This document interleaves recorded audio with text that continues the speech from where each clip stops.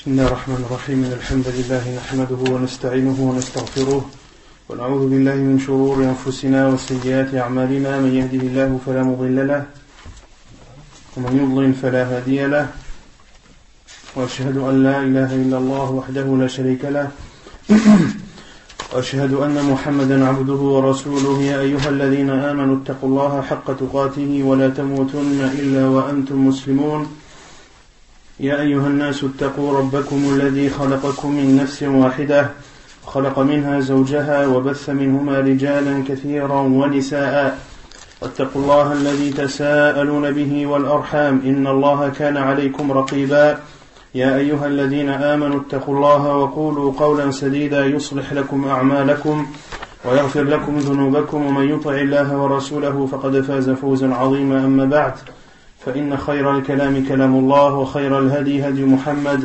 صلى الله عليه وسلم وشر الأمور محدثاتها وكل محدثة بدعة وكل بدعة ضلالة وكل ضلالة في النار أما بعد.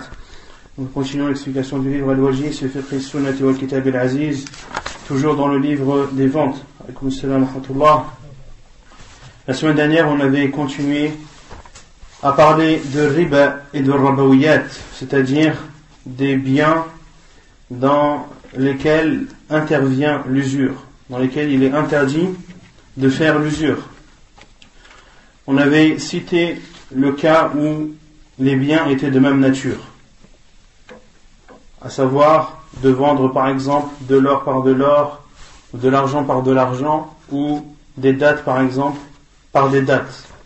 Qu'est-ce qu'il est interdit de faire lorsque la nature est identique, lorsqu'ils sont de même nature? Hein? Il faut que ce soit de la même quantité, mais aussi de même. Il y a donc deux conditions. Par exemple, pour vendre de l'or par de l'or, il faut que la quantité d'or soit la même, de vendre 30 grammes pour 30 grammes, 40 pour 40, etc. Et que la transaction se fasse sur le champ. Que la transaction se fasse sur le champ. Et on avait cité à ce sujet plusieurs hadiths du prophète sallallahu alayhi wa sallam. Parmi ces hadiths, le hadith de Abi Sa'id al-Khudri radiyallahu anhu, où le prophète sallallahu alayhi wa sallam a dit: La tabi'u al-dhahaba bil-dhahabi illa mithlan bi mithl, wa la tushiffu ba'daha ala ba'd. Lorsque vous vendez l'or par l'or,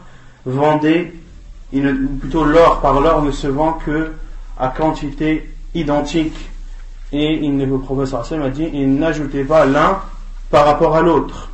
Et le prophète sallallahu alayhi wa sallam a aussi dans ce hadith-là cité l'argent par l'argent, que la quantité devait être exactement la même et qu'il n'était pas autorisé de rajouter, d'avoir un surplus d'un côté plus que de l'autre. Et le prophète sallallahu alayhi wa sallam a dit: Wala tabi'u minha ghaiban binajiz. Qu'est-ce que ça veut dire? Et ne vendez pas l'absent par le présent, c'est-à-dire que la transaction doit se faire sur place, sur le champ, et qu'il n'est pas autorisé de retarder les deux ou d'en retarder qu'un. C'est-à-dire que l'acheteur retarde et dit: je te donnerai l'autre quantité d'or après, ou que c'est le vendeur qui te dit: je te donnerai la quantité d'or après, ou que les deux se disent: on se donne rendez-vous, ou la vente est conclue, mais on s'échangera les biens plus tard. Ceci est interdit. Également, on avait parlé de al-muqabada, où le prophète sallallahu alayhi wa sallam avait dit: al-dhahabu bil-dhahabi, que l'or par l'or ne doit se faire que donnant. Illa ha'a wa ha, c'est-à-dire en donnant. Également pour le blé, pour l'orge et les dattes. Donc, à travers ces deux hadiths, les savants ont déduit que lorsque l'on vend deux choses de même nature qui font partie de rabawiyat, c'est-à-dire qui font partie des cas dans lesquels intervient l'usure, que à la fois la quantité doit être la même et que la transaction doit se faire sur le champ. Et lorsque la nature diffère, qu'est-ce qu'il est autorisé de faire? Comme de vendre de l'argent par de l'or, ou de vendre de l'or, ou de vendre des dattes par de l'or par exemple, ou de vendre du blé par de l'orge, lorsque les natures diffèrent, qu'est-ce qu'il est autorisé de faire? On peut augmenter la quantité d'une part ou d'une autre, mais la transaction doit tout de même se faire de main à main. Et ça, on l'avait vu dans le hadith de Ubadah ibn Samit, qu'on avait vu il y a 2 semaines, où le professeur Hassan a dit فَإِذَا اخْتَلَفَتْ هَذِهِ الْأَصْنَافِ فَبِيعُوا كَيْفَ شِئْتُمْ. Et lorsque ces natures diffèrent, alors vendez comme vous le voulez, comme bon vous semble. كَيْفَ شِئْتُمْ. Et le professeur Hassan a dit à la fin إِذَا كَانَ يَدًا بِيَدٍ, à condition que ce soit fait de main à main, donnant. Et on avait vu d'autres hadiths également. Et lorsque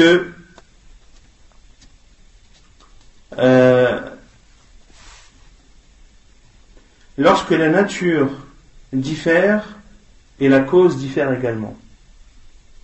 Qu'est-ce que ça veut dire la cause? On avait expliqué ce que ça voulait dire la cause. Comme l'a dit l'auteur, il a اختلفت وإذا بيع جنس من هذه الأجناس بما يخالف في الجنس والعلة, qui de vendre 2 choses qui ne sont pas de nature différente et dont la cause également est différente.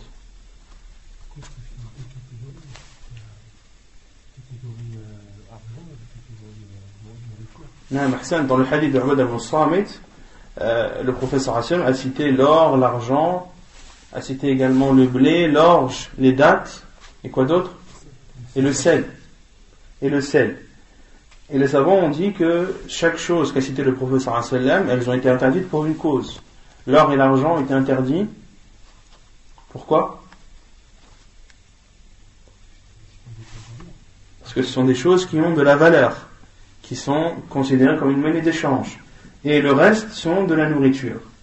Et de vendre 2 natures différentes, et lorsque la cause diffère, comme par exemple vendre du blé pour de l'or.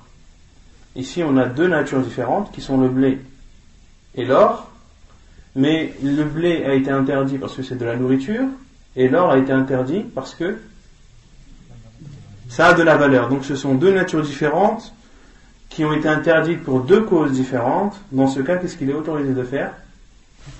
À la fois d'augmenter une partie vis-à-vis d'une autre, mais aussi de retarder. Comme a fait le professeur Hassan, qui a acheté de la nourriture à un juif, et le professeur Hassan lui a donné son armure en guise de dépôt de garantie. Et ceci prouve que le professeur Hassan a acheté de la nourriture par de l'argent, et que le professeur Hassan a pris la nourriture et qu'il n'a pas donné l'argent, et que l'argent était en plus grande quantité. Non. Est-ce que le dépôt c'est une condition ou pas? Tout dépend. On va voir, Inch'Allah, il y a un chapitre du dépôt de garantie. Tout dépend de l'accord entre les personnes. Ensuite, on avait parlé de Ar-Rutab wal-Yabis, qui n'était pas autorisé de vendre des dattes mûres par des dattes sèches. Pourquoi?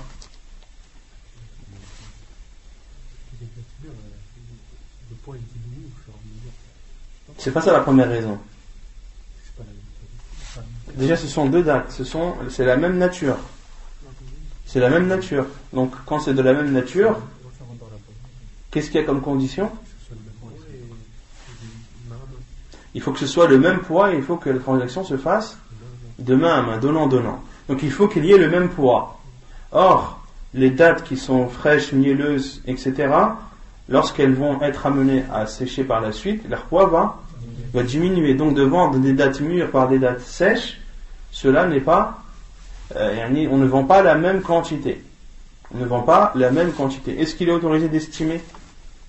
De dire je te vends plus de dattes fraîches, parce que j'estime, ou on ramène un expert qui va estimer ces dattes fraîches, par exemple de 100 kilos, qui reviennent ou qui sont équivalentes à par exemple 80 kilos de dattes sèches.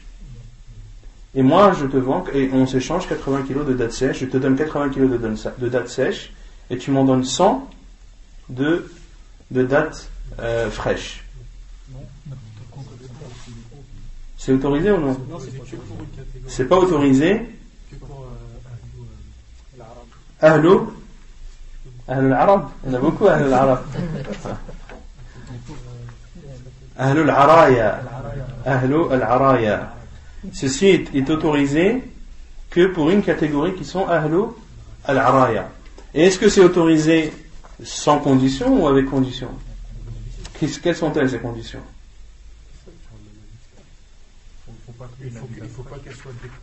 Il faut qu'il ramène un expert qui s'appelle en arabe l'estimation qui s'appelle Al-Khars. Al-Khars signifie estimer. Donc il faut, déjà la première condition qui est, il faut que Ahlul Araya, qui sont-ils les gens Ahlul Araya? C'est qui? Non? Les pauvres. Il y a plein de pauvres. Hum al-fuqara alladhina la nakhla lahum. Ce sont des pauvres qui n'ont pas de dattier, qui n'ont pas de palmier. D'accord? Donc Ahlul Araya, ce sont des personnes qui n'ont pas de dattier ou de palmier. Ils n'ont pas d'arbres dans lesquels ils peuvent cultiver des dattes. Donc ce sont eux déjà, ce sont des pauvres qui n'ont pas de palmier. Ensuite, il faut qu'ils aient le besoin de manger des dattes fraîches. Il faut qu'ils en aient le besoin ou la nécessité, ou il faut que cela soit un cas de force majeure. Non? T'as pas compris? Pourquoi faut que ça soit cause? Quelle cause de? Quelle sabab pour qu'ils achètent? Une condition, c'est quoi comme condition? Justement, c'est ce que je demande. La condition, c'est qu'ils aient besoin, qu'ils éprouvent le besoin de manger des dattes fraîches. Parce que eux, ce sont des personnes qui sont pauvres et qui n'ont en leur possession que des dattes sèches. Et les dattes sèches, ils peuvent les conserver longtemps. Les dattes sèches se conservent très longtemps. Et donc, durant toute l'année, ils auront comme principale nourriture des dattes sèches. Et arrivé à la saison où les dattes sont mûres, ces personnes ont envie de manger des dattes qui sont fraîches, qui sont mielleuses, qui sont dorées. D'accord? Donc ils éprouvent un besoin. Lorsqu'ils font partie de l'Araya et qu'ils éprouvent un besoin, alors le prophète sallallahu alayhi wa sallam leur a autorisé d'acheter des dattes fraîches par des dattes sèches. Des dattes fraîches qui sont chez qui? Qui sont en possession des cultivateurs de dattes. Et les dattes sèches qui sont en possession de Ahlul Araya. Donc le prophète leur a autorisé d'acheter des dattes sèches ou d'acheter des dattes mûres et fraîches par des dattes sèches. Donc on avait dit les conditions c'était, donc on en a cité 2 ou 3. Il faut qu'ils fassent partie de Ahlul Araya, il faut qu'ils aient un besoin. Non? Il faut qu'il y ait un estimateur, il faut al-khars, il faut que une certaine quantité à ne pas dépasser. C'est-à-dire qu'ils peuvent acheter des dattes fraîches, mais pas n'importe quelle. Pas n'importe quelle quantité. Quelle est cette quantité? Le professeur Salem l'a définie. Khamsat awsuq. 5 awsuq. Et al-wasaq, c'est combien de sa'? 60 sa'. Donc, Khamsat awsuq, ça fait combien de aswa'? 300 sa'. Et on avait dit que c'était à peu près 612 kilos. D'accord? Et quoi d'autre? Comme condition? Que les dattes ne doivent pas être arrachées du dattier. Et que ces pauvres, appelés Ahlul Araya, il faut qu'ils aient la possibilité de pouvoir cueillir eux-mêmes ces dattes et pouvoir en profiter le temps qu'ils veulent. Et de pouvoir en profiter le temps qu'ils veulent.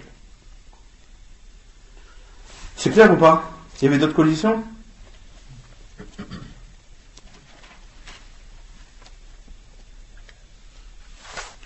Taïb. Quelle est la cause? Pourquoi est-ce qu'il est interdit de vendre des dattes mûres par des dates sèches.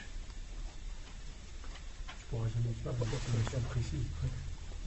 C'est ça, parce que le prophète a dit ça va. Non, car les dates mûres, lorsqu'elles sèchent, elles diminuent en poids, comme l'a posé lui-même. Le professeur Hassan a lui-même posé la question à ses compagnons. Est-ce que est-ce que les dates mûres et fraîches baissent en poids lorsqu'elles sèchent? Ils ont répondu oui. Et le professeur Hassan a dit, il a donc interdit à cause de cela. À cause de cela. C'est clair ou pas? C'est clair. طيب.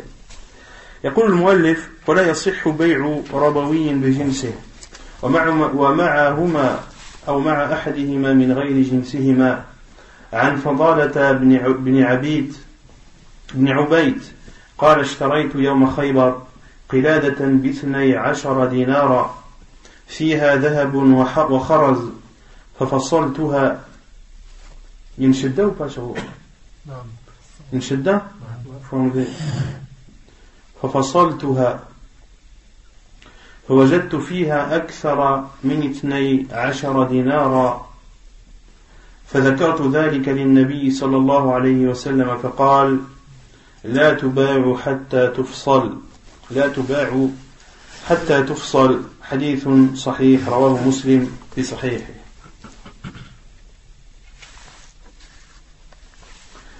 Donc l'auteur dit, et il n'est pas autorisé de vendre rabawiyun bijinsihi, qui n'est pas autorisé de vendre deux choses qui font partie de rabawiyat, wa ma'ahuma aw ma'a ahadihima min ghayri jinsihima, avec les deux ou l'un des deux quelque chose qui ne fait pas partie de leur nature. Vous avez compris ou pas? Il est interdit de vendre deux choses rabawiyat qui font partie de rabawiyat que vous connaissez maintenant, qui sont de même nature. Il est interdit de vendre deux choses rabawiyat de même nature lorsqu'elles sont accompagnées, lorsque l'une de ces deux choses ou les deux sont accompagnées ou sont associées à des choses qui ne sont pas de leur nature. Non? Par exemple, de vendre de l'or par de l'or. Non? De l'or par de l'or avec de l'argent, effectivement. Ou, comme ça va être cité dans le hadith de Fadala, ou de vendre, par exemple, de l'or de l'or brut par des bijoux qui contiennent des perles.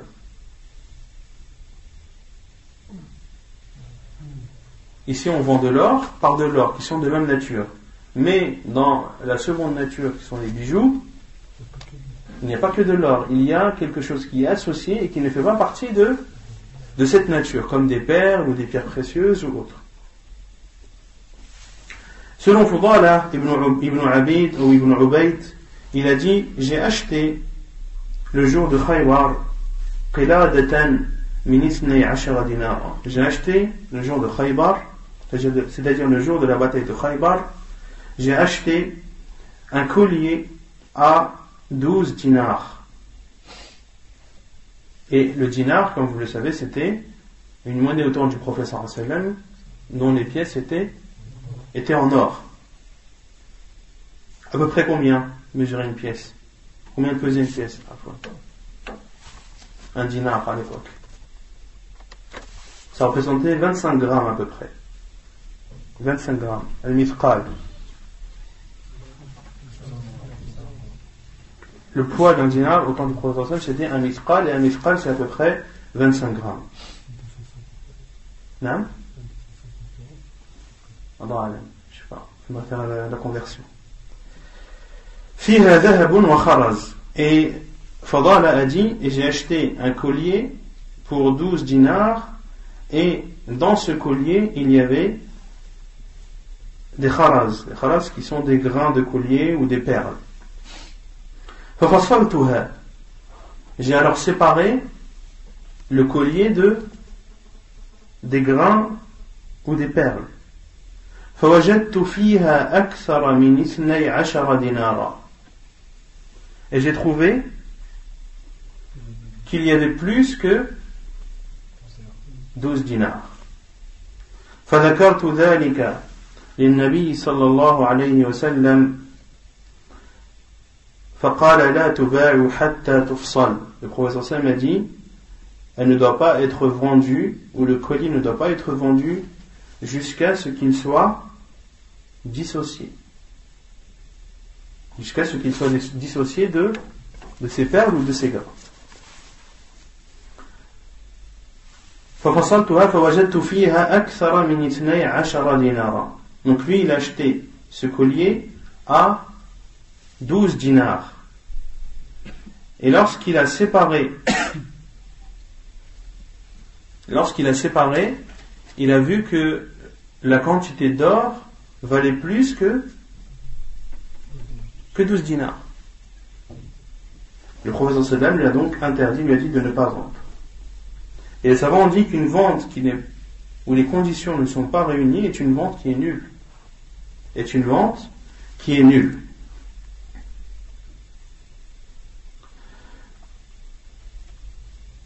Donc ici dans ce hadith, on déduit plusieurs choses.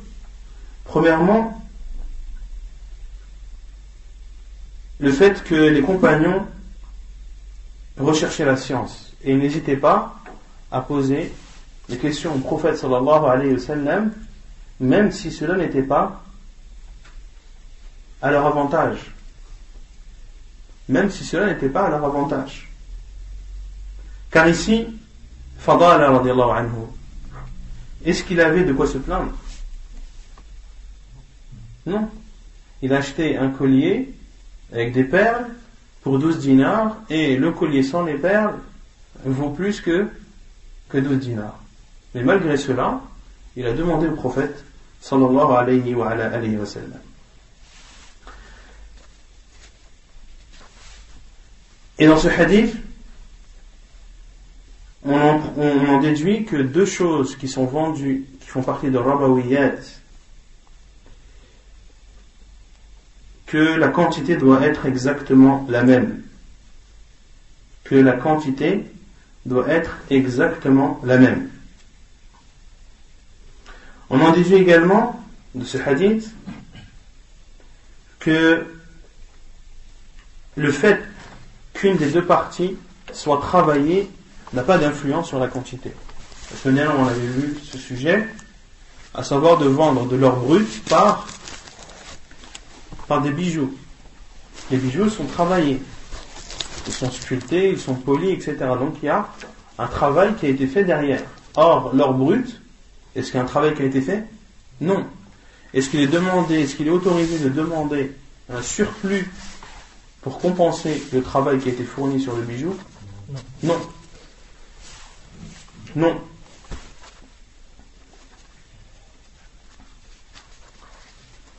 Dans ce hadith, il y a ce que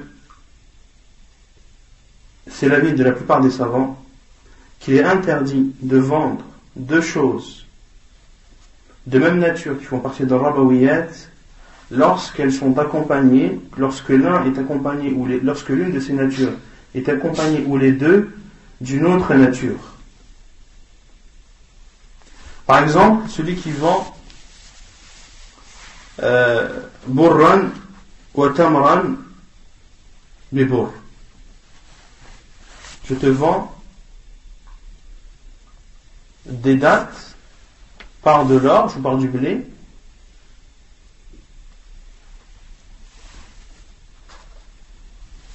Bibur, je te vends par exemple du blé et des dattes par du blé. Est-ce que cela est autorisé? Pourquoi?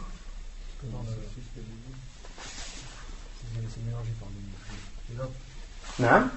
Les dates et du blé, contre du blé. Non. Il y a une matière qui est mélangée. Non, il y a une matière qui est mélangée, c'est-à-dire il y a une nature qui diffère. Non.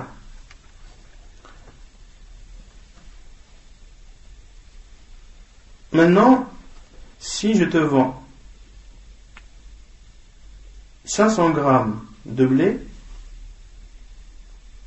rajouter 200 grammes de dattes pour 500 grammes de blé. Est-ce que cela est autorisé? Donc je te vois une petite quantité de blé, avec en ajout une quantité de dattes pour une quantité plus grande de blé.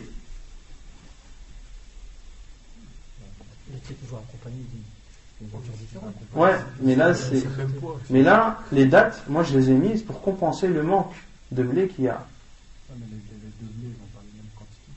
Justement, je te vends 200 grammes de blé, rajouté, on va dire, à 100 grammes de dattes. Le blé et les dattes, ce sont deux choses qui n'ont pas la même valeur. D'accord?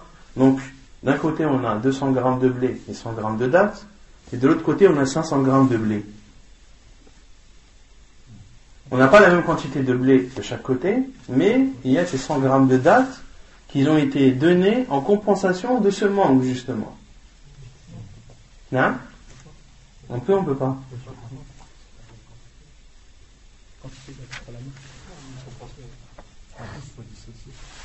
Non?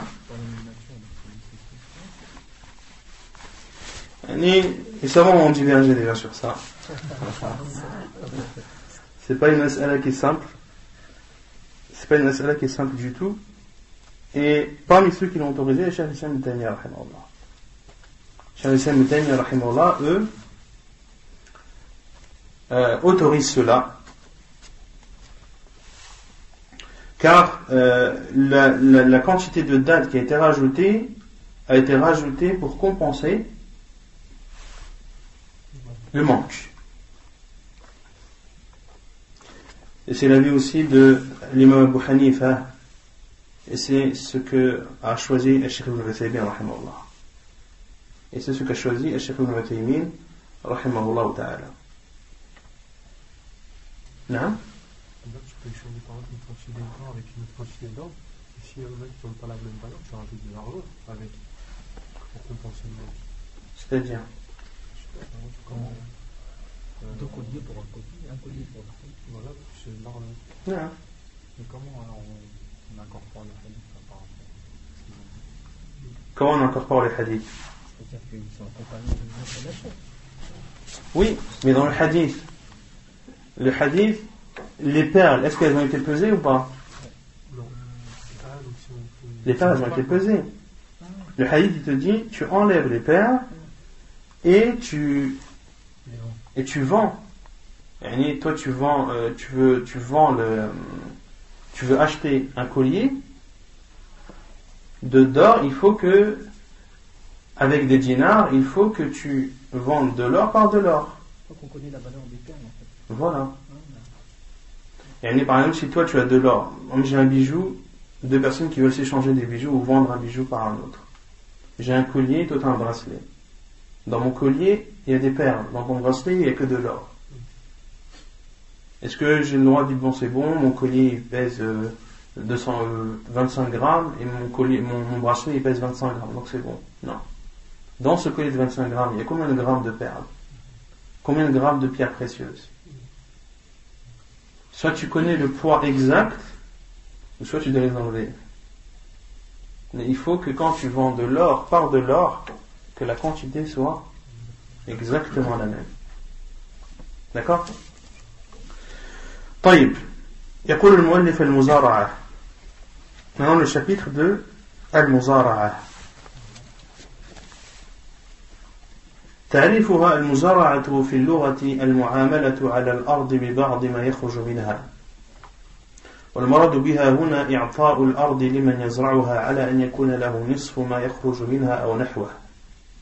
Donc المزارعة, cette définition dans la langue arabe, c'est le fait de travailler la terre dans ce qui en sort, dans ce qui sort de la terre, comme culture et céréales et autres. C'est tout simplement l'agriculture.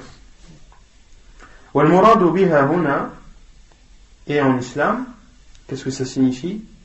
C'est de donner une terre à celui qui va s'occuper de la travailler, c'est-à-dire de s'occuper de cette terre et de s'occuper de ses récoltes, et il aura en échange la moitié des récoltes ou une quantité similaire ou autre, ou autre. Donc al-muzara'a, c'est un agriculteur qui a une terre qui est cultivable, et il s'arrange avec une deuxième personne, il lui dit voilà, ma terre elle est là, je te laisse faire ce que tu veux dessus, récolter ou cultiver ce que tu veux sur cette terre, c'est toi qui travailles, c'est toi qui t'en occupes, et à la fin, au moment de la récolte, tu en auras la moitié. Tu auras la moitié des récoltes. Ou tu auras par exemple le tiers des récoltes. D'accord? مشروعيتها أو مشروعيتها عن نافع أن عبد الله بن عمر رضي الله عنهما أخبره أن النبي صلى الله عليه وسلم عامل أهل خيبر بشطر ما يخرج منها من ثمر أو زرع. وقال البخاري وقال قيس بن مسلم عن أبي جعفر قال ما بالمدينة أهل بيت هجرة إلا يزرعون على الثلث والربع. وزارع علي وسعد بن مالك وعبد الله بن مسعود وعمر بن عبد العزيز والقاسم وعروة وآل أبي بكر وآل عمر وآل علي وابن سيرين. Selon Nafi', il rapporte que Abdullah ibn Umar radiallahu anhuma l'a informé que le prophète sallallahu alayhi wa sallam amala ahla Khaybar, que le prophète sallallahu alayhi wa sallam a donné aux gens de Khaybar une terre afin qu'ils la travaillent. Bishatri ma yakhruju minha, et ils auront la moitié des récoltes min thamarin aw zar'in. Min thamarin, al-thamar c'est al-tamar, et al-thamar c'est quoi? Al-thamar c'est le fruit, c'est ce qui sort comme fruit, aw zar', et le zar' c'est le blé d'orge. Autrement dit, al-thamar, les fruits, c'est ce qui sort des arbres, et al-zar', c'est ce qui sort de la terre. Et l'imam al-Bukhari a dit dans son Sahih, et Qais ibn Muslim a dit, selon Abu Ja'far, qui a dit qu'à Médine, les gens qui avaient fait la hijra yazra'una ala thuluthi wa rubu', travailler les terres avec en retour le tiers ou le quart, et a fait ou a cultivé Ali radiallahu anhu, Sa'd ibn Malik, Abdullah ibn Mas'ud, Omar ibn Abdul Aziz, Al-Qasim, Arwa ou Urwa, la famille de Abu Bakr, la famille de Omar, la famille de Ali ibn Sirin, tous ont pratiqué cette agriculture d'une terre qui n'était pas la leur, et ils avaient en échange une partie de la récolte. Et dans le hadith de Abdullah ibn Umar, rapporté dans le Bukhari et Muslim, le prophète sallallahu alayhi wa sallam a donné à Ahl Khaybar. Qui était Ahl Khaybar? Naam, c'est ça. Al-Yahoud, naam. Ahl Khaybar, c'était les habitants de Khaybar étaient tous juifs. Et le prophète sallallahu alayhi wa sallam, lorsqu'il y a eu la bataille de Khaybar, qui a eu lieu en quelle année de l'Hégire?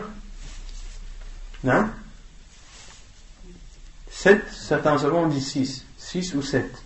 Le prophète sallallahu alayhi wa sallam a conquis leur terre, et les compagnons radiyallahu anhum n'avaient pas le temps de s'en occuper.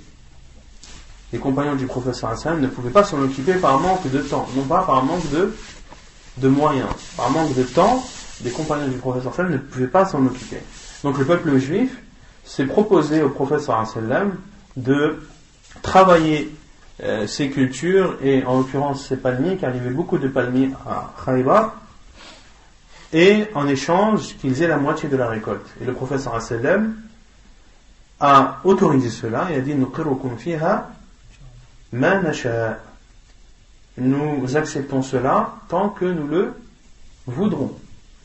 Tant que nous le voudrons. Et ils sont restés ainsi pendant 14 années.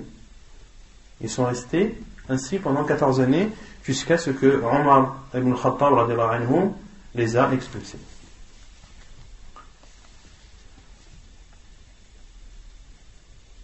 طيب ممن تكون المؤونة qui doit travailler et et financer la culture. قال المؤلف ولا بأس بأن تكون المؤونة على رب الأرض أو على العامل أو عليهما. Il n'y a pas de mal à ce que les dépenses émanent du propriétaire ou bien du travailleur ou bien des deux. قال البخاري رحمه الله وعامل عمر الناس على إن جاء عمر بالبدر من عنده فله الشطر وإن جاءوا بالبدر فلهم كذا. Al-Bukhari a dit que Omar radhiyallahu anhu s'était arrangé avec les gens sur le fait que si c'était Omar qui apportait les grains, notamment pour les cultures, alors qu'il aurait la moitié. Et si c'était eux qui apportaient les grains, alors ils auraient une autre nisba, c'est-à-dire une autre quantité, une autre part. قال وقال الحسن لا بأس أن تكون الأرض لأحدهما فينفقان جميعا فما خرج فهو بينهما وراء ذلك الزهري. Et Al-Hassan a dit il n'y a pas de mal à ce que la terre appartienne à l'un des deux, c'est-à-dire au propriétaire, et que les deux investissent dans la culture. Les deux, c'est-à-dire à la fois le propriétaire et le travailleur. فَمَا خَرَجَ فَهُوَ بَيْنَهُمَا. Et ce qui en sortira comme récolte sera pour les deux. وَرَاءَ ذَلِكَ الزُّهْرِي. Et c'était l'avis de l'imam al-Zuhri rahimahullah ta'ala. Ce qu'il faut retenir, c'est que le fait de dépenser et de payer les frais de la culture n'est pas obligatoire pour le propriétaire. Il n'est pas obligé de dépenser ni d'investir dans la culture. ما لا يجوز في المزارعة. Qu'est-ce qu'il est interdit de faire dans المزارعة؟ ولا تجوز المزارعة على أن هذه القطعة لصاحب الأرض وهذه القطعة للعامل كما لا يجوز أن يقول صاحب الأرض لي منها كذا وكذا وسقا. Il est interdit dans la muzara'a de dire que cette parcelle de terre est à moi ou est au propriétaire et l'autre parcelle est au travailleur. Comme il est interdit au propriétaire de dire j'aurai ou plutôt ma part sera tant et tant de wasaq. Et un wasaq c'est combien? 65. Vous avez compris ou pas? Il est interdit à un propriétaire qui a un propriétaire d'une terre de dire voilà, il y a la terre devant toi, de dire au travailleur qui veut travailler et avoir en échange une partie de la récolte, il est interdit au propriétaire de dire on va couper le champ en deux. La partie droite c'est à moi, la partie gauche c'est à toi. Ce qui sera récolté dans la partie droite ce sera à moi, et ce qui sera récolté de la partie gauche ce sera à toi. En islam c'est interdit. Ou de dire le propriétaire dit voilà un champ de pommes de terre, moi je veux 3 tonnes de pommes de terre, le reste c'est à toi. Dans les deux cas c'est interdit. Pourquoi est-ce que dans le premier cas c'est interdit? Parce qu'il n'y a pas d'équité et il y a du gharar, il y a de l'aléatoire. Pourquoi? Car il se peut que la moitié de ce champ qui appartient ou qui a été décidé, qui a été dédié au propriétaire, soit plus fertile que l'autre. Ou il se peut qu'il y ait des intempéries qui ont endommagé cette partie du champ qui est à droite et n'ont pas endommagé celle qui est à gauche. Dans ce cas, qui sera déçu? Celui de la partie de droite. Ici, dans notre exemple, c'est le propriétaire. Le propriétaire, il a mis à disposition un champ, et à la fin de la récolte, il n'y a que la partie du champ du travailleur qui a porté ses fruits et l'autre non. Est-ce qu'il va être content ou pas? Non. Pareil pour l'inverse. Si c'est la partie du propriétaire qui est bonne, ce travailleur aura travaillé pour rien. Donc l'islam interdit de séparer. Il faut que la terre qui est utilisée dans le muzara'a soit une terre commune entre le propriétaire et le travailleur. Pareil, le propriétaire n'a pas le droit de dire je veux par exemple 2 tonnes de pommes de terre de la récolte. Le reste c'est à toi. Il est interdit. Pourquoi il est interdit? Parce que c'est du rare et parce que il se peut qu'il n'y aura pas 2 tonnes. S'il n'y a pas 2 tonnes, le travailleur qui a travaillé, je ne sais pas, il y aura peut-être 1,5 tonnes, il devra aller se débrouiller 500 kilos de pommes de terre pour aller compenser le reste, alors qu'il n'a rien eu. Non. Quand on fait al-muzara'a, il faut parler en part de récolte. Si, voilà, je te donne ça et j'aurai la moitié de la récolte ou le quart de la récolte. Là, est-ce que la quantité est définie? Oui. Un quart d'une récolte. Si dans la récolte il y a 200 kilos, tu auras 50. Si dans la récolte il y a 400 kilos, tu auras 100, etc. C'est quelque chose de connu et de défini, quelle que soit la quantité de cette récolte. Il y a une quantité qui ne doit pas dépasser? Non. Il n'y a pas. C'est l'accord entre le propriétaire et le travailleur. On n'avait pas dit que c'est au moins la moitié. En général, c'est pour ça que l'auteur a dit ou autre. D'accord? En général, c'est la moitié.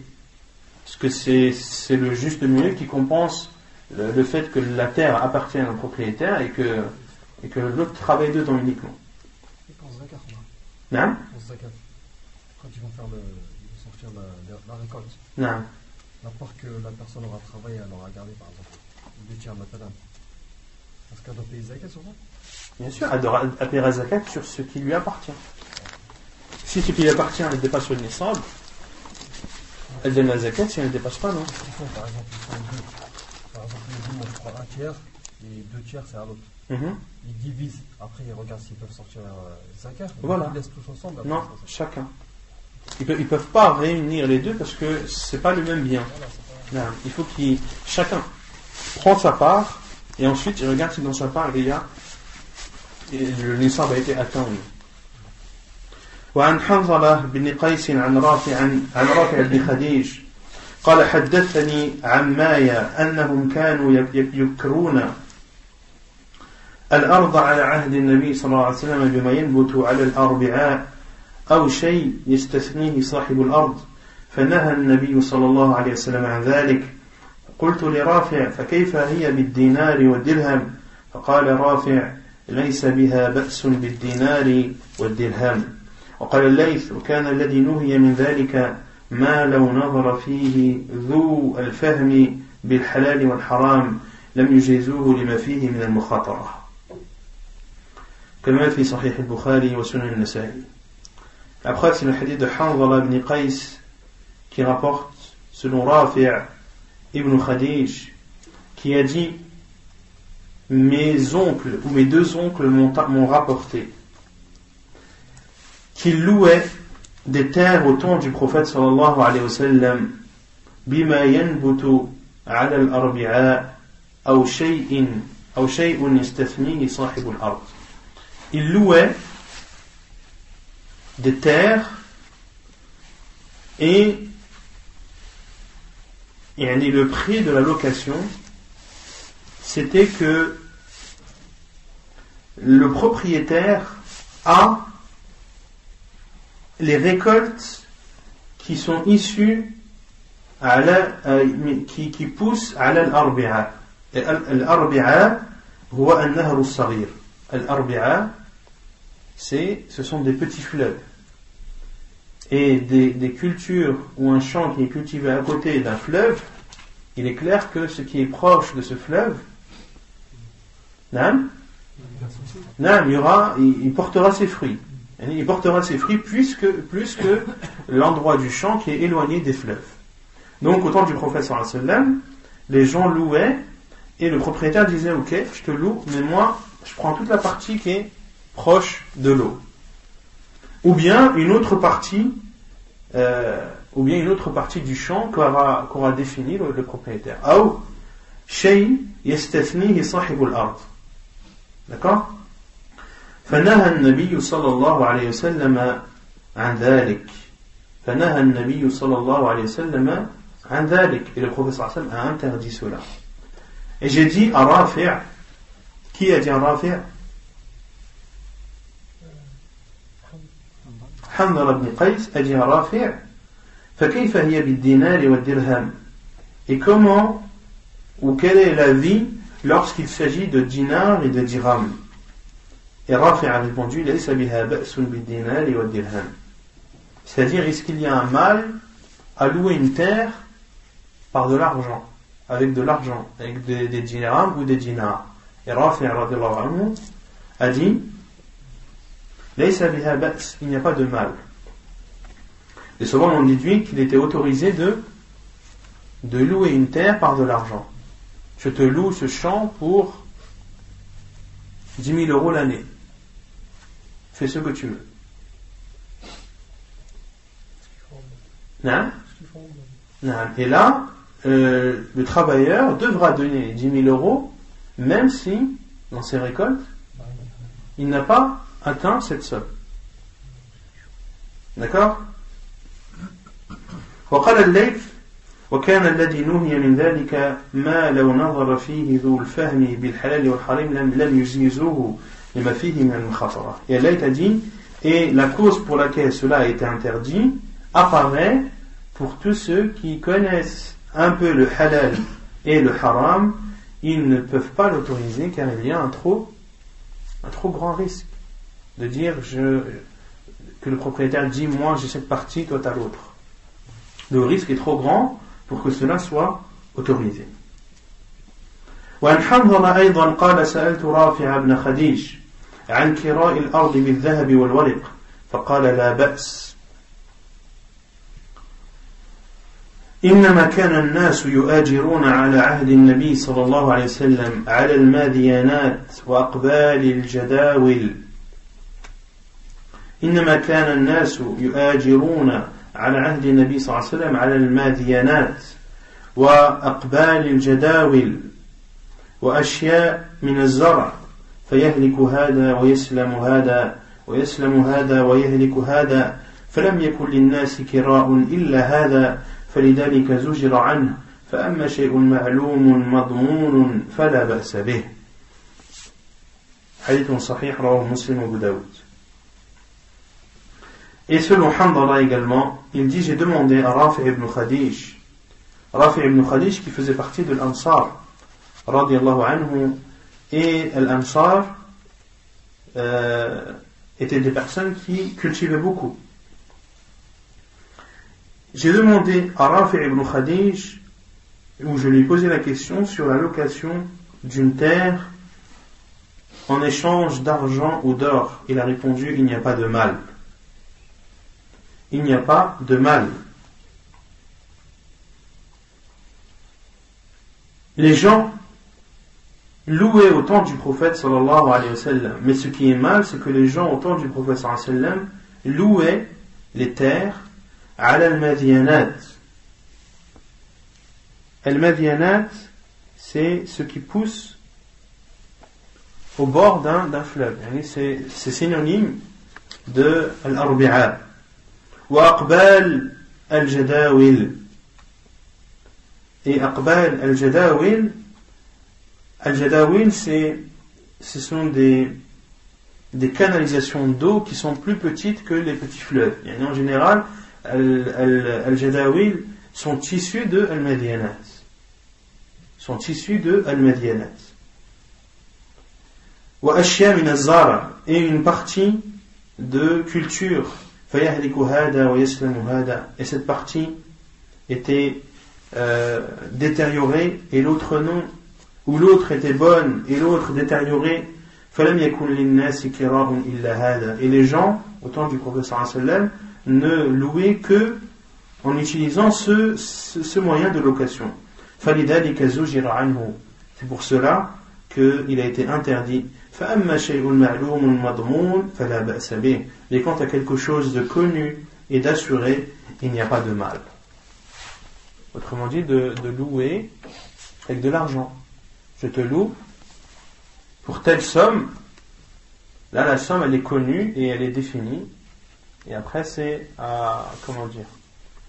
au travailleur qui assume si la récolte est bonne ou pas. Comme toi, quand tu loues une maison ou un appartement, est-ce que le fait que pendant un mois ou un autre, tes revenus ont été diminués, est-ce que ça veut dire que ça t'autorise à ne pas payer ton loyer, ou à payer la moitié de ton loyer, ou à payer la moitié de ton loyer? Non. C'est la même chose pour l'allocation d'une terre. C'est clair concernant le Muzara'a? Et le Muzara'a, les savants ont divergé sur le jugement de le Muzara'a. Certains savants ont dit que c'est autorisé, c'est la plupart des savants ont dit que cela était autorisé, et d'autres ont dit que cela est interdit. Pourquoi? Car il y a un hadith, le hadith de Thabit ibn Dhahhak radiyallahu anhu, apporté dans Muslim, où le prophète sallallahu alayhi wa sallam qui dit Naha anil muzara'ati wa amara bil mu'ajara. Thabit ibn Dhahhak dit que le prophète sallallahu alayhi wa sallam a interdit al-muzara'a et il a ordonné al-mu'ajara. Al-mu'ajara qui est la location. Et les savants ont répondu sur ce hadith que Thabit ibn Dhahhak radiyallahu anhu a dit naha anil muzara'a, que le prophète sallam a interdit al-muzara'a qui est faite de façon illicite.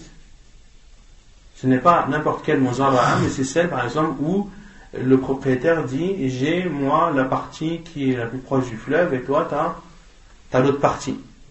D'accord? De définir une parcelle de terre ou de dire je veux tant de quantité bien précise, de dire je veux tant de ça de la récolte.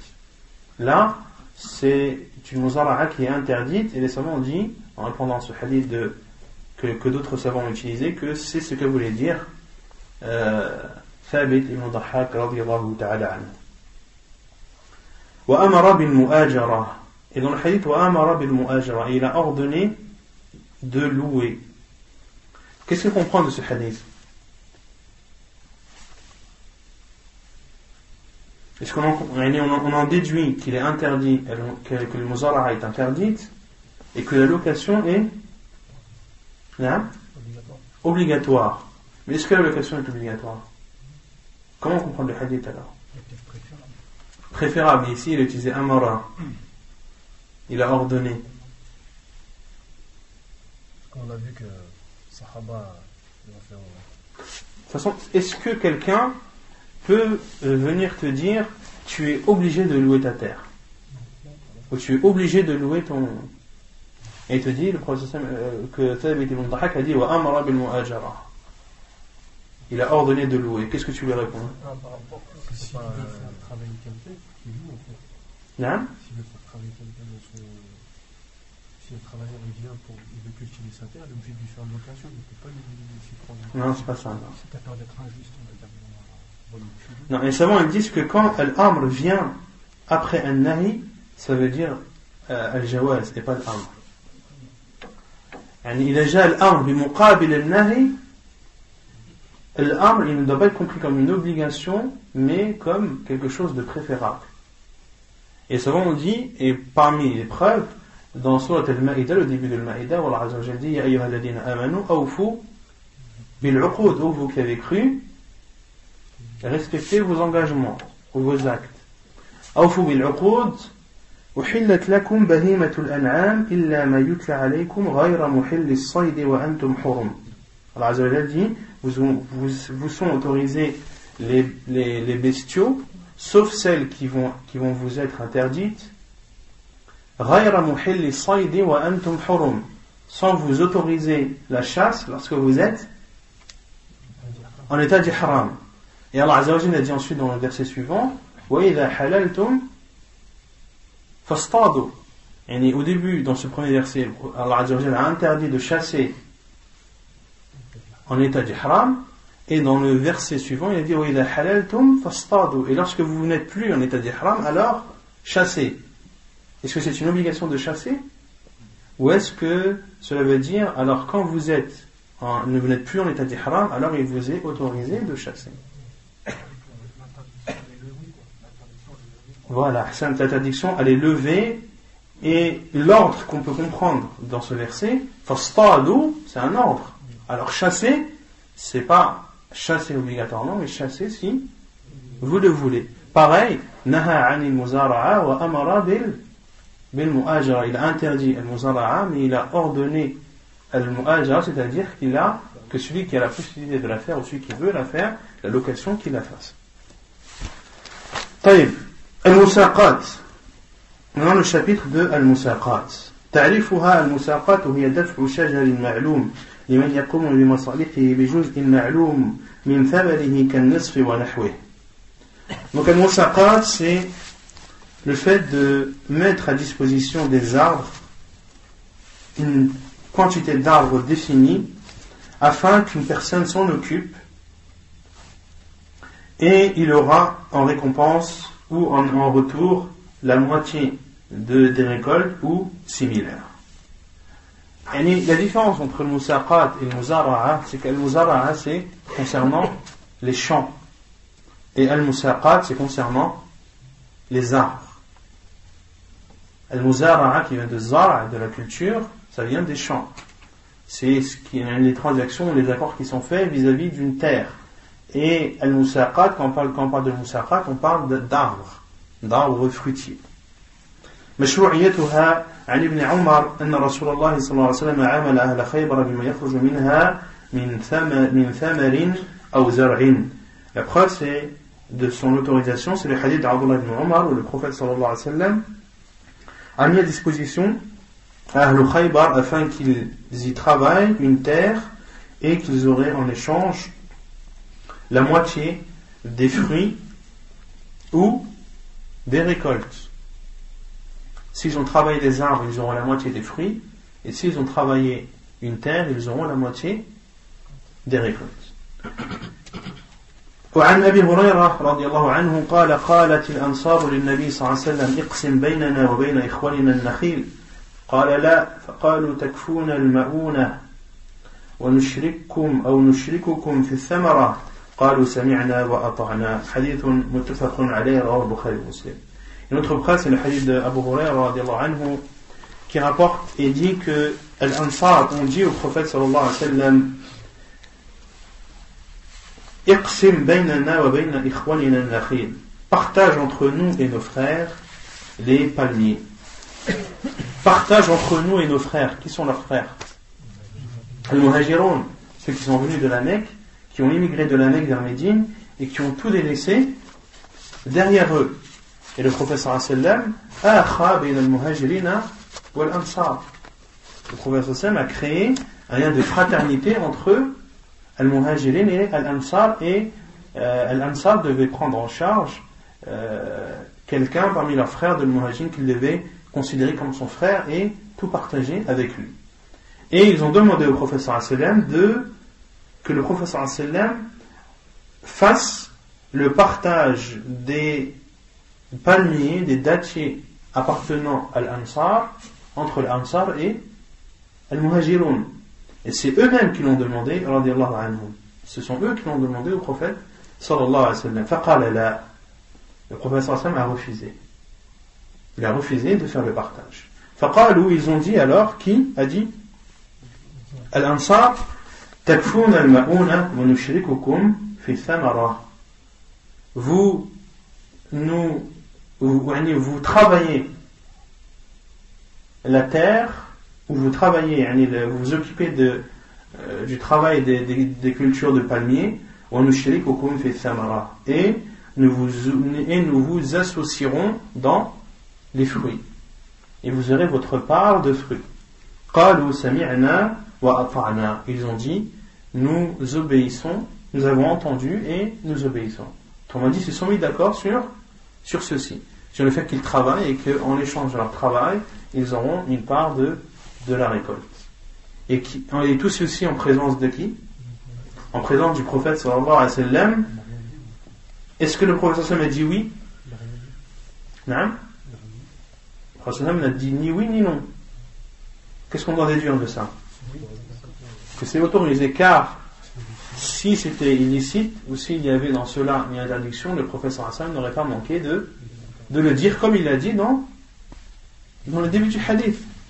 Lorsque les Ansar ont demandé au prophète sallallahu alayhi wa sallam de partager, il a dit non. Et lorsqu'ils se sont mis d'accord, le prophète sallallahu alayhi wa sallam s'est tu, et le fait que le prophète sallallahu alayhi wa sallam ne se prononce pas sur une chose alors qu'il est présent de la situation, cela prouve son accord sallallahu alayhi wa alihi wa sallam. C'est la réponse des muhajirun. Sami'na wa ata'na. Naam, c'est la réponse des muhajirun. Sami'na wa ata'na.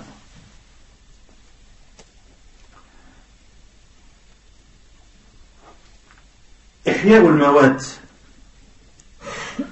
Le fait de faire revivre une terre morte. تعريفه الموات بفتح الميم والواو الخفيفة الأرض التي لم تعمر شبهت العمارة بالحياة وتعطيلها بفقد الحياة وإحياء الموات أن يعمد الشخص لأرض لا يعلم تقدم ملك عليها لأحد فيحييها بالسقي أو الزرع أو الغرس أو البناء فتصير بذلك ملكه كما في فتح الباري.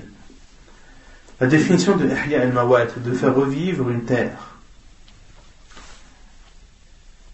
Déjà al-mawat, ce que l'auteur n'a pas dit, al-mawat ça vient de ma'khouda min al-maut. Al-mawat ça vient du terme mort, et c'est issu du mot al-maut qui veut dire la mort. Et c'est une terre, la définition linguistique d'une terre morte, c'est une terre dans laquelle il n'y a pas de culture. Comme l'a dit Allah Azza wa Jal, وآية لهم الأرض الميتة عفوا وآية لهم الأرض الميتة أحييناها وأخرجنا منها حبا فمنها يأكلون. Et un signe pour eux, comme l'a dit Allah Azza wa Jal dans Surat Yasin, وآية لهم الأرض, et un signe pour eux la terre morte. أحييناها, nous l'avons fait revivre. Comment est-ce qu'Allah Azza wa Jal l'a fait revivre? Par la pluie qui a fait que cette terre donne ses cultures ou donne sa récolte. أحييناها, nous l'avons fait revivre. وأخرجنا منها حبا, et nous avons fait sortir de cette terre des grains. فمنها يأكلون, et de ces grains ils mangent, c'est-à-dire les êtres humains. Il y a dans ceci un signe de l'existence d'Allah subhanahu wa ta'ala, un signe de la puissance d'Allah azza wa jal, le fait que en faisant tomber de la pluie sur une terre, elle donne des récoltes qui sont pour le bien de l'être humain. Et donc l'auteur a apporté la définition de Al-Hafid ibn Hajar dans son livre Fath al-Bari. Al-Mawat, c'est-à-dire c'est la terre qui n'a pas été utilisée. Shubbihat al-imaratu bil-haya, ou qui n'a pas été investie. Qui n'a pas été investie. Elle a été shubbihat al-imaratu bil-haya. Le fait d'investir une terre a été comparé au fait de la faire revivre. Et une terre ininvestie est comparable à une terre qui n'est plus vivante. Et de faire revivre une terre morte signifie en islam أن يعمد الشخص لأرض, c'est qu'une personne prenne possession d'une terre qui n'était le bien de personne d'autre avant lui, qui n'était la possession ou la propriété de personne d'autre avant lui. فيحييها بالسقي أو الزرع أو الغرس أو البناء. Et cette personne fait revivre cette terre, soit en l'arrosant, soit en la cultivant, soit en y plantant des arbres, ou soit en y construisant.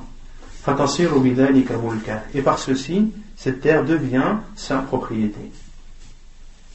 Donc, al-ihya, ihya al-mawad, fait revivre une terre, c'est-à-dire l'arroser de ses propres moyens, ou bien la cultiver, ou bien y planter des arbres, ou bien y construire quelque chose, une maison ou autre, à condition que cette terre ne soit la propriété de personne d'autre avant lui. Da'watul islam ilayh, l'appel de l'islam à ceci, c'est-à-dire à faire revivre une terre. عن عائشة رضي الله عنها عن النبي صلى الله عليه وسلم قال من أعمر أرضا ليست لأحد فهو أحق كما في صحيح البخاري. Selon Aïcha رضي الله عنها, elle rapporte que le prophète صلى الله عليه وسلم a dit: celui qui investit une terre ou qui remplit une terre qui n'est pas la sienne, qui n'appartient à personne, celui qui remplit une terre qui n'appartient à personne, fahuwa ahaq, c'est lui qui en a le plus droit. C'est lui qui en a le plus droit. Et ici le professeur Sam a dit celui qui remplit une terre ou celui qui l'investit. Est-ce que le professeur Sam a défini qu'est-ce que ça veut dire investir? Oui ou non? Non. Et la règle en islam, c'est que quand quelque chose n'est pas défini dans un hadith, en islam, cela revient toujours au urf. Au urf, c'est ce qui est connu des gens. Quand quelque chose n'est pas défini en islam, elle revient toujours à ce qui est connu des gens. Comme par exemple, la distance de voyage. La distance du voyage, est-ce qu'elle était définie dans les hadiths du prophète sallallahu alayhi wa sallam? Non. Donc elle revient à ce qui est connu chez les gens comme étant un voyage. Et ici, le professeur Hassan a donné comme condition que la terre n'appartienne à personne. Et le professeur Hassan a enfin dit que cette terre, lorsqu'elle était investie et qu'elle n'appartenait à personne auparavant, que c'était celui qui l'avait investie qui en avait le plus le droit. Autrement dit, si une terre est investie par deux personnes, qui en a le plus le droit? Non? Non? Le premier. Celui qui l'a investi avant.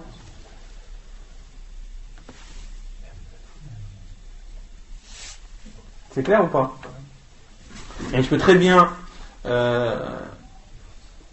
cultiver une terre et quelqu'un vient par la suite et plante des arbres. Est-ce que toi tu as investi ta terre ou pas? Oui, je la cultive. Moi je suis venu, j'ai planté mes arbres. À qui appartient la terre?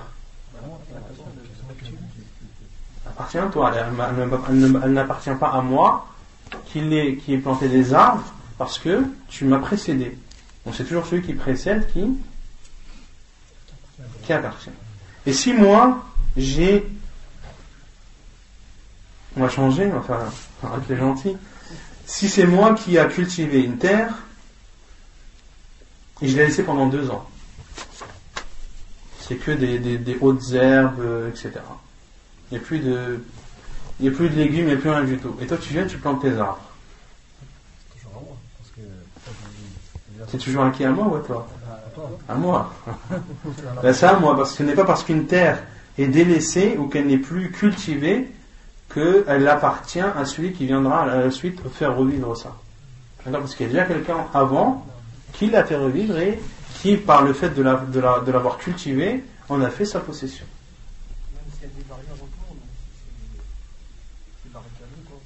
Justement, ça vient après ça.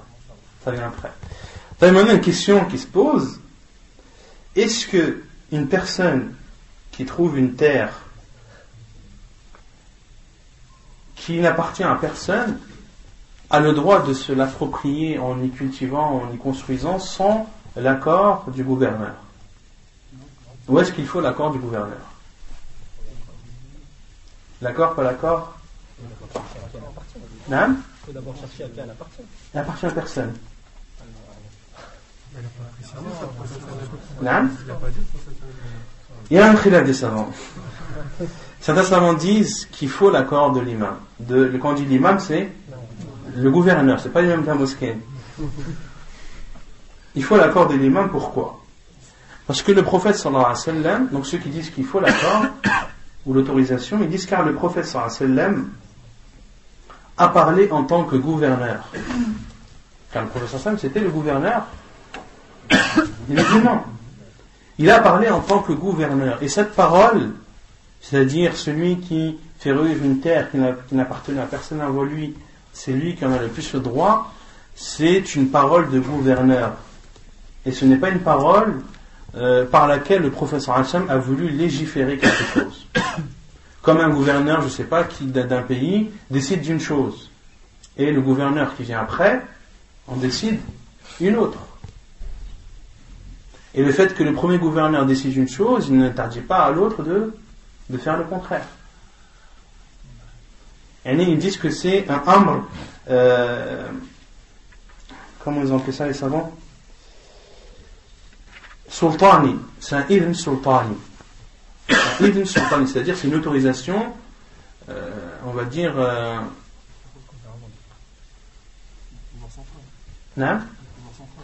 une décision du sultan, on va dire, une décision du représentant du gouverneur. Et les autres savants qui ont dit non, on n'a pas besoin de l'autorisation du gouverneur. Pourquoi? Car le prophète sallallahu alayhi wa sallam, il n'a pas précisé, et la parole du prophète sallallahu alayhi wa sallam, c'est pour nous une législation. Quand le prophète sallallahu alayhi wa sallam dit quelque chose, c'est pour légiférer. Et ils ont dit, et de plus, une personne qui va cueillir de l'herbe dans un endroit isolé, ou qui va couper du bois dans une forêt, ou qui va prendre de l'eau d'une rivière, est-ce que cela est autorisé ou non? Ou est-ce qu'il lui faut l'autorisation du gouverneur? Cela est autorisé b'ittifaq al-ulama. Tous les savants sont d'accord sur le fait que quand tu veux aller cueillir de l'herbe ou des fleurs dans un champ vague qui n'appartient à personne, ou couper du bois dans une forêt, ou prendre de l'eau d'une rivière, que tu as le droit de faire ça sans l'autorisation du gouverneur. Qu'est-ce que les autres savants ont répondu? Oui. Mais ces trois choses, ce sont des choses qui appartiennent à tous les gens, car il y a dans ça un hadith du prophète sallallahu alayhi wa sallam. Quel est ce hadith? Al-Muslimuna shuraka'u fi thalat, al-kala wal-ma' wal-nar. Le prophète sallallahu alayhi wa sallam a dit que les musulmans sont les mêmes, ou ont trois choses qui leur sont communes, c'est l'herbe ou le pâturage, c'est l'eau et le feu. Donc oui, cela est autorisé, mais parce qu'il y a un hadith. Et en dehors de cela, cela n'est pas autorisé, il faut l'autorisation du gouverneur. Et dans ce hadith, le prophète sallallahu alayhi wa sallam n'a pas dit al-ard. Non. Cela ne concerne pas les pays musulmans. Al-ard wa ardullah. La terre, c'est la terre d'Allah. Et les autres savants ont répondu à ça en disant que l'avis le plus sûr, Allahu a'lam, c'est que cela est autorisé même sans l'avis du gouverneur. Cela est autorisé même sans l'avis du gouverneur, car la parole du prophète sallallahu alayhi wa sallam, la règle c'est que la parole du prophète sallallahu alayhi wa sallam, c'est pour nous une législation. Et tout ce que dit le prophète sallallahu alayhi wa sallam, c'est pour qu'on le mette en pratique. Et ceci est une législation pour sa communauté sallallahu alayhi wa sallam. Néanmoins, les savants ont dit qu'il est autorisé au gouverneur de définir des traces, de définir des terres, dans le but de réglementer les choses et qu'il n'y ait pas la fawda. Par exemple, un gouverneur a le droit de délimiter des terres qui n'appartiennent à personne, et celui qui veut l'investir, ou celui qui veut la cultiver ou autre, le gouverneur lui dit ok, tu as le droit, mais tu n'as que ce carré. ونكتفي بهذا القدر وسبحانك اللهم وبحمدك أشهد أن لا إله إلا أنت أستغفرك وأتوب إليك.